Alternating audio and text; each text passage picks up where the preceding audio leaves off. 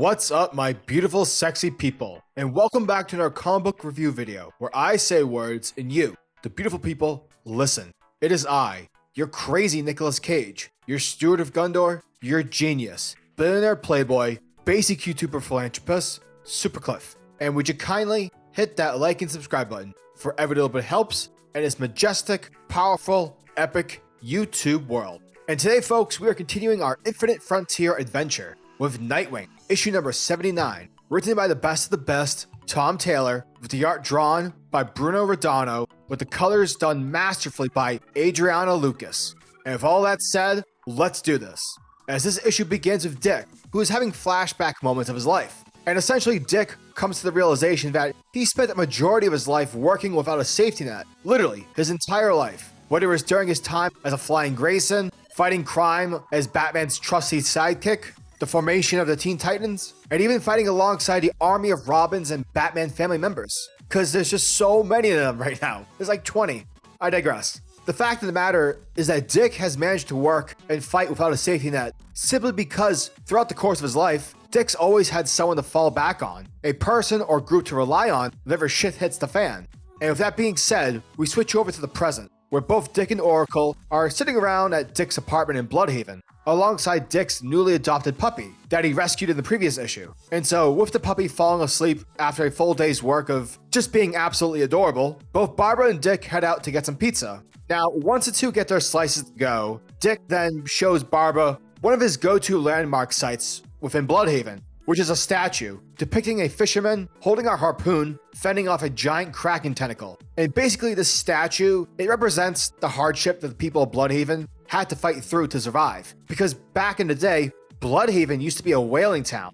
And so life was extremely hard then. But so too were its people, for the people were able to stand up for themselves. Now for Dick, this not only represents and symbolizes hope that the people of Blüdhaven could undergo the hardship that was being dealt, but it also serves as a daily reminder that the pain the people are still experiencing. Like there's supervillains, there's the different mobsters of Gotham and Blüdhaven. Blüdhaven, as always, sucks, and it's still sucking. Basically, the fact of the matter is that Blüdhaven, it doesn't have a safety net, whereas Dick now does. And so here Dick is basically contemplating the concept of like, all right, I have all this money now that Alfred left me. Like, yeah, I'm a superhero. I punch bad guys in the face, but is that enough? Does that really do anything? Like, what can Dick do with all this money that will not only just help people in the present, but continue to help people as life moves forward? Now, suddenly a poor man named Martin and his son show up to nicely ask if Dick has any spare change. Dick tells the father and his son that he unfortunately doesn't carry any spare change. But this is where the light bulb starts going off in Dick's head,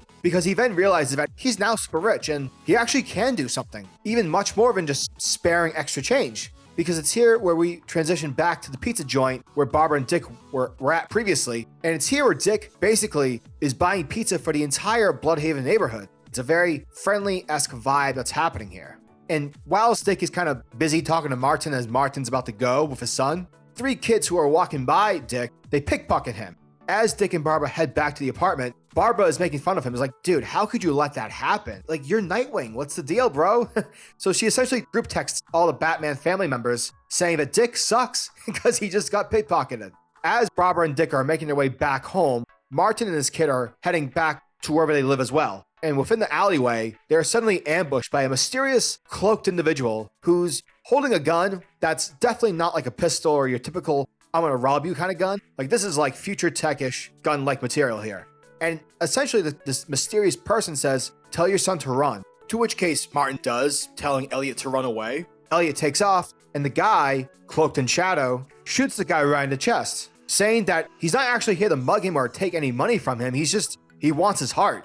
Later, back at Dick's apartment, as Dick is readying himself up to retrieve his wallet from those meddling kids, Barbara in the background mentions that even though following Joker War, she's taking back the mantle as Oracle, basically the quote Ned Leeds from Spider-Man, the guy in the chair, she'll still be alongside Dick on the field.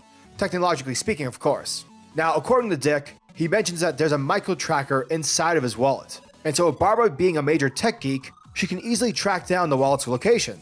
Now, since Barbara is a major techie, she tells Dick that she's whipped up some fresh tech for him to try out for tonight's assignment, basically to serve as a test trial of sorts. And with tonight being an easy, not your typical dangerous Nightwing mission, it makes perfect sense to try out her new invention, which is basically just a mini earpiece gadget that we see Barbara installing onto Nightwing's eye mask. Therefore, to quote Barbara, she'll be able to see what he sees. And that's 100% some Florida action happening.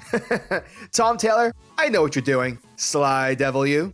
Anyways, so once Dick is all set up, using his acrobatic skills, Dick jumps out of his apartment window and begins to track down his wallet. Now, as Dick is jumping from rooftop to rooftop, there's a lot of flirty bantering happening back and forth between Barbara and Nightwing. And, it's cute, it's adorable, and clearly Tom Taylor here is setting up their future romance within this series. Now, eventually Dick tracks down the kids to where the kids are shown to be approaching an Italian restaurant. Now, seemingly these kids are about to pickpocket yet another group of people. However, from both Dick and Barbara's viewpoints, these kids are not about to just pickpocket civilian bystanders. These kids are about to unknowingly rob Boss Maroni. And as we see Boss Maroni sitting down near the Italian restaurant, he's talking to Mayor Zucco, or the soon-to-be mayor.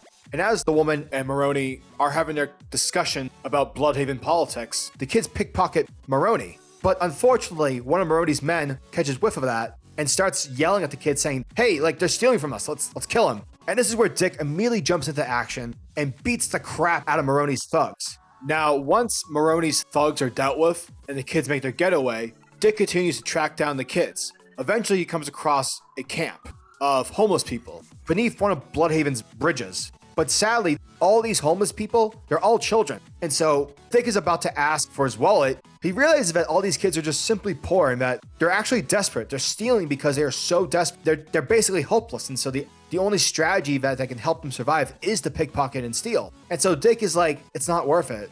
You know what? Never mind.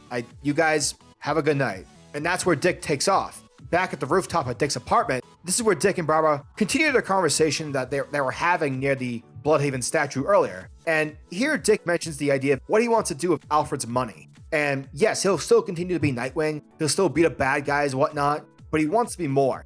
He wants to be Blüdhaven's safety net for all those who have fallen and for all those who feel helpless. Dick wants to save the fallen.